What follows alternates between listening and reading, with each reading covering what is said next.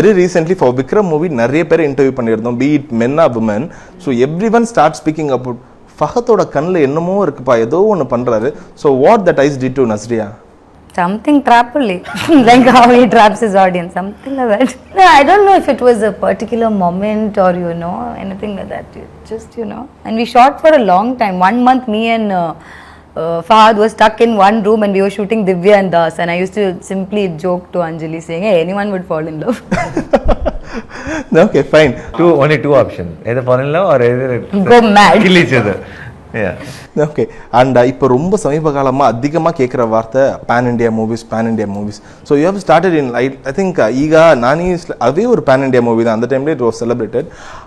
Sometimes இது ரெண்டு விதமாக அமையும். லைக் கரெக்டாக இப்போ தெலுங்கு மூவி ஒரு மலையாளம்னா ஃபுல் அண்ட் ஃபுல் மலையாளமாக தெலுங்குல எடுப்பாங்க. இது ரெண்டுத்துலேயும் பண்ணும்போது சில நேரத்தில் தப்பு நடக்கவும் வாய்ப்பு இருக்குது.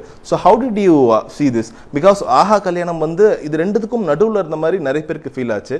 So what's your take on this? My opinion on pan India is I know everybody's been using pan India. I don't think I'll ever use pan India on my film, because I genuinely believe what a pan India is, when that's not something we decide. Okay. That's something audience decide.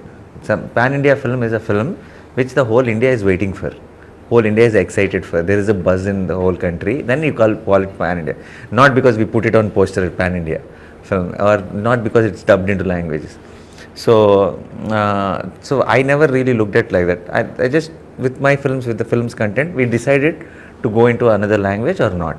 Okay. So not every film, like for example, there is Tak Jagdish, one of the films I've done. Yeah. We didn't dub it into any other language because it's a very native Telugu film. It has a proper coastal Andhra backdrop, and the kind of family and the setup and the scenes and commercially dealt like a typical Telugu film. So now the Sham came and we dubbed it to different language because it had the content which will be likable for other languages. Likewise, how we expected, there was so much of appreciation from Tamil audience, even Malayalam audience. Everyone really liked Sham a lot. Ante had the same kind of content, which is very relatable to the Tamil audience or Malayalam audience and Kannada audience.